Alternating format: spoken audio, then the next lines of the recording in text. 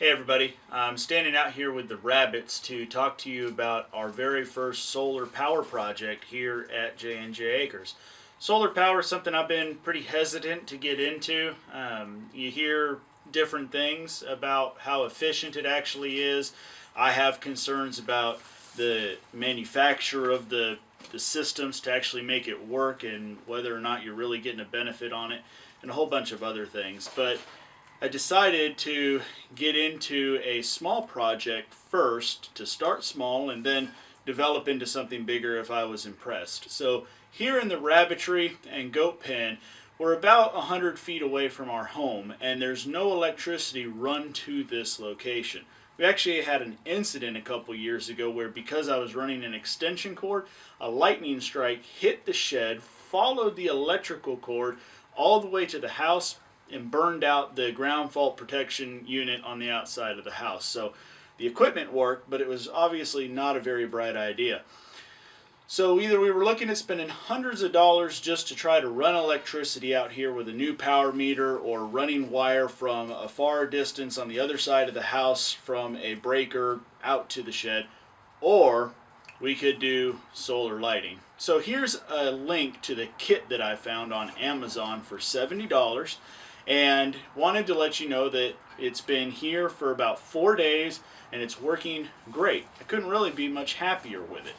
I'm standing under the light right now and it's just now dusk here, so the sun is just starting to set. So it's probably not as dramatic as I'm really trying to convey to you, but let me turn the light off and you can see that there's a dramatic difference between the light being on and the light being off. Now this kit comes with 2 lights, and we have one in the front half of the carport where the rabbits are and one in the back half where the goats are. This is a 21 by 18 foot carport, and the 2 lights illuminate the place wonderfully. So if it's something that you're interested in, if you have an area to look into for solar panel, I give you a thumbs up on a small kit like this. It will do what you're looking for. Another note here. This system rates itself at being able to have both lights on for 4 or 5 hours at a time. The kit is all inclusive. It includes the little lithium battery and everything else that it's needed to run these LED lights. So we only use them here in winter to be able to come out and feed the animals after it gets dark. Their nighttime feeding, or what is just their late evening feeding. But with it getting dark before 5 o'clock, it's always dark outside, and this gives us more than enough light to be able to come outside, take care of the animals, and not be worried about, well, let's just be honest, spiders crawling across everything that we're trying to get into. So, one note for you, this area is shaded. It receives about 6 hours of direct sunlight during the morning hours, but by the time noon comes around, there's a hickory tree and then several pine trees to the south and southwest. Because we're not using this system extensively and we only need light for 15 to 30 minutes at a time at the most, it's working wonderfully for us.